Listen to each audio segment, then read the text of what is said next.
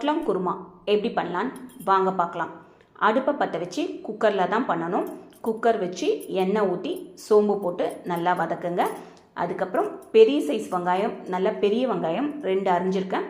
அந்த வெங்காயத்தை போட்டு நல்லா வதக்குங்க. மஞ்சாத்தூள் உப்பு கம்மியாகவே போடுங்க, பொட்டலத்தில் இருக்குது. நல்லா வதக்குங்க.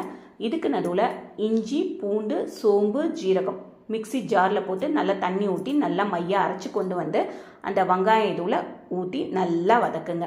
பச்சை வாசனை போகிற அளவுக்கு நல்லா வதக்குங்க. வதங்கும் போது கொஞ்சோண்டு மிளகாத்தூள் போட்டுக்கோங்க. உங்கள் காரத்துக்கு தேவையான அளவுக்கு போட்டுக்கோங்க. பொட்டலத்தில் இருக்குது, கம்மியாகவே போட்டுக்கோங்க. நல்லா வதக்கி 1.5 சொம்பு தண்ணி ஊற்றி தண்ணி குடித்ததும் பொட்டலத்தை போட்டு நல்லா ஒரு கலக்கு, தண்ணியாகவே இருக்கட்டும். ஏன்னா பொட்டலம் வெந்து வந்தால் திக்காயிடும். நல்லா கலக்கிட்டு 3 விசில் விட்டு ஆஃப் பண்ணிட்டிங்கன்னா பொட்டலம் குருமா ரெடி. உங்களுக்கு இந்த மாதிரி பொட்டலமாக தெரியணும்னா அப்படியே வைங்க. இல்லை எனக்கு பொட்டலம் தெரியக்கூடாதுன்னா சூடாக இருக்கும்போதே நல்லா கரண்டி வச்சு